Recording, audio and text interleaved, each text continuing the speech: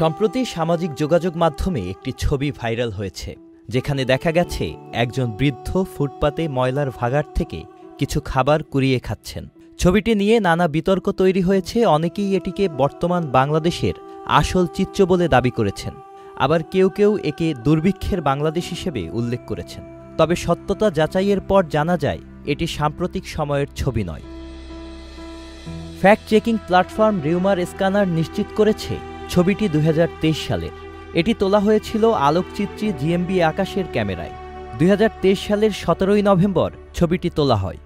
Rumour scanner আরও জানায়, ছবিটি নিয়ে ভুল তথ্য ছড়ানোর পর জিএমবি আকাশ নিজেই তার ফেসবুক ও ইনস্টাগ্রামে ছবিটির প্রকৃত তথ্য প্রকাশ করেন।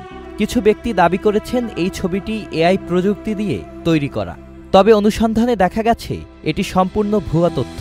জিএমবি আকাশের সাথে যোগাযোগ করে মূল ছবিটি সংগ্রহ করা হয়েছে। Double million offer, Walton fridge কিনে পেতে পারেন 20 লক্ষ টাকা, রয়েছে কোটি কোটি টাকার নিশ্চিত উপহার। আলোকচিত্রী নিশ্চিত করেছেন এটি তার ক্যামেরায় তোলা আসল ছবি। এই ছবি শেয়ারকারীদের মধ্যে একজন হলেন নিঝুম মজুমদার, যিনি একজন আওয়ামী লীগ সমর্থক এবং অনলাইন অ্যাক্টিভিস্ট হিসেবে পরিচিত। শেখ হাসিনা সরকারের পতনের পর তিনি ভারতে অবস্থান করছেন এবং নিয়মিত বাংলাদেশের বিরুদ্ধে অপপ্রচার চালাচ্ছেন।